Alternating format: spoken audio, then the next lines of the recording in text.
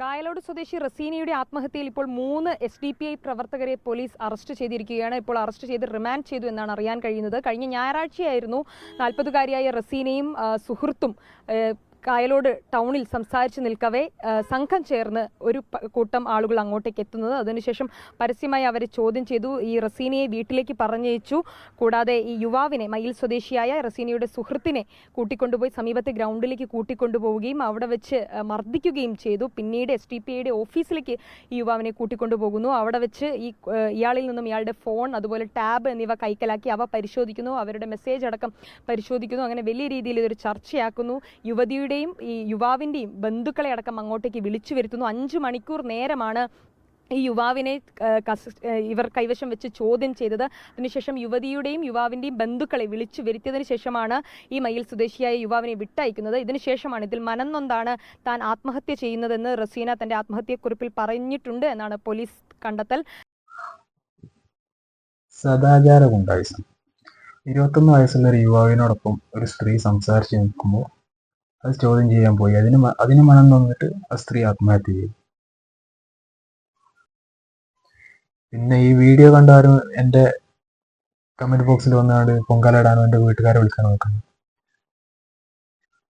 ഞാൻ ചെയ്യുന്നതിൻ്റെ വീഡിയോയിൽ എൻ്റെ അഭിപ്രായങ്ങളാണ് ഞാൻ ഷെയർ ചെയ്യുന്നത്. അത് താല്പര്യമുള്ള ആൾക്കാർ മാത്രം കണ്ടാൽ മതി. പിന്നെ നിന്റെ വീട്ടിൽ അമ്മയില്ല, നിന്റെ വീട്ടിൽ പെങ്ങന്മാരില്ലേ, അവർക്കാണ് ഇങ്ങനെ സംഭവിച്ചത് എന്നുണ്ടെങ്കിൽ എന്നൊക്കെ പറഞ്ഞിട്ടുള്ള കമന്റുകളൊന്നും വേണ്ട. എൻ്റെ ഒന്നും ആവശ്യമില്ല. എന്തുവാടേ ഇത് ഇന്ത്യയല്ലേ? ഇവിടെ ഒരു പെണ്ണിന് ഒരു ആണിനോട് സംസാരിക്കാനുള്ള ഒരു സ്വാതന്ത്ര്യമില്ല, അല്ലെങ്കിൽ ഒരു ആണിന് ഒരു പെണ്ണിനോട് സംസാരിക്കാനുള്ള സ്വാതന്ത്ര്യമില്ലേ? ഒരു കൂടെ യാത്ര ചെയ്തു എന്ന പേരിൽ, അല്ലെങ്കിൽ കൂടെ സംസാരിച്ചു എന്ന പേരിൽ പിടിച്ചു വെക്കുകയും ചോദ്യം ചെയ്യുകയും ചെയ്യുന്നു. അതിന് അധികാരപ്പെട്ട ആൾക്കാരില്ലേ? പോലീസില്ലേ? കോടതിയില്ലേ? ഇവരാരാ ഇതിന് ചെയ്യാനും? ഇവർക്ക് സ്വന്തം വീട്ടിലെ കാര്യങ്ങൾ നോക്കിയാൽ പോലെ. മറ്റുള്ളവരുടെ കാര്യത്തിൽ ഇടപെടാനാണ് ഏറ്റവും കൂടുതൽ താല്പര്യം. എന്തുവാണ് ഇവരൊക്കെ ഏത് നൂറ്റാണ്ടിലാണ് എപ്പോഴും ജീവിക്കുന്നത്? ഒരാണൊരു പെണ്ണിനോട് സംസാരിക്കുമ്പോൾ എല്ലാത്തിനും മറ്റേ അർത്ഥം കണ്ട് എല്ലാം മറ്റേതാണെന്നുള്ള വിചാരത്തിൽ ചോദ്യം ചെയ്യാൻ വരുന്ന കുറെ വിഭാഗങ്ങൾ. എന്തായാലും ആ പ്രതികളായ 3 പേരെ പോലീസ് അറസ്റ്റ് ചെയ്തിട്ടുണ്ട്. അന്വേഷിക്കട്ടെ, പോലീസ് അന്വേഷിക്കട്ടെ എന്താ സംഭവം എന്നറിയാതെ. ഇവർ 3 പേര് മാത്രമാണോ അതോ ഇനിയും പ്രതികളുണ്ടോ എന്നുള്ളത് ഞങ്ങൾക്ക് വഴി അറിയാം. എന്തായാലും പോലീസ് അന്വേഷിക്കട്ടെ.